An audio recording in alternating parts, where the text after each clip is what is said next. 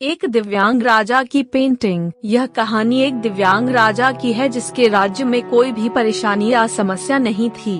सभी लोग उस राजा से बहुत खुश थे और ऊपर वाले से धन्यवाद करते थे कि इतने अच्छे राजा को उनके जिंदगी में भेजे है।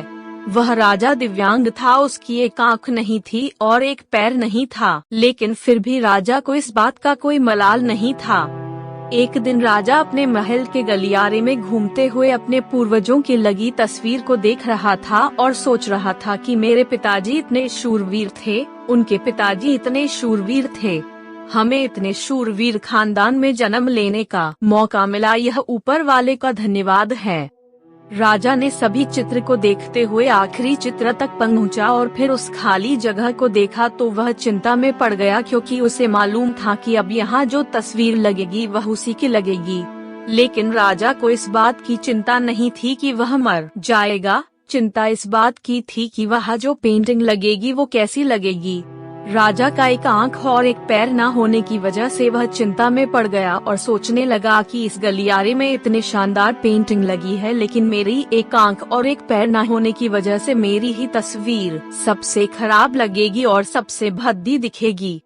राजा ने सोचा कि मेरे मरने के बाद पता नहीं कैसी पेंटिंग बनेगी, और क्यों न मैं अपने जीते जी ही एक शानदार पेंटिंग बनवाऊं ताकि मुझे ये सुकून मिल जाए कि मेरी यहाँ अच्छी पेंटिंग लगेगी।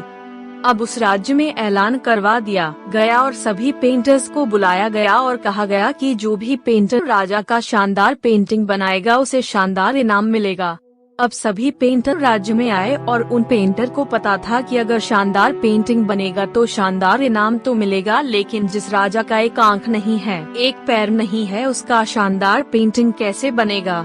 पेंटर सोच रहे थे कि इनाम का तो पता नहीं, लेकिन अगर शानदार पेंटिंग नहीं बनी और राजा गुस्सा हो गया तो सजा मिलेगी, इसीलिए बड़े बड़े चित्रकार भी आगे नहीं आए।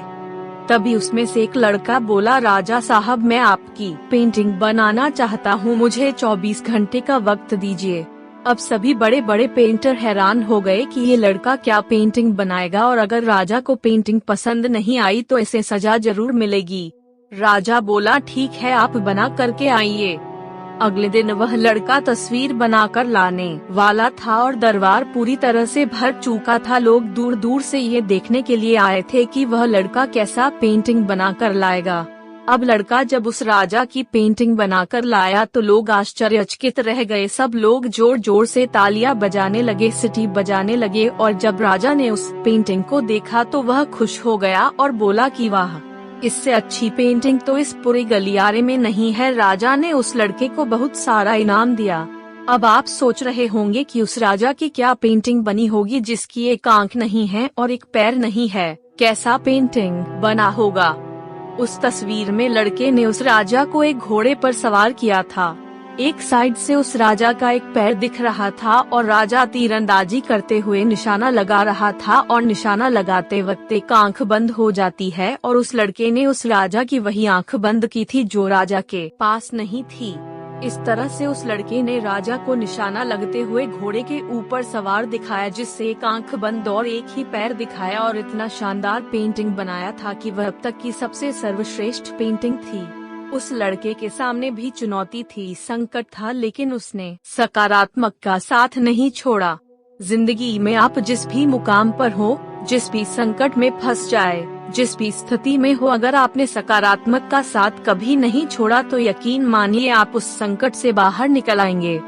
जिंदगी में उम्मीद का साथ मत छोड़िए, क्योंकि जिसने उम्मीद का साथ छोड़ दिया तो फिर जिंदगी उसका साथ छोड़ देती है।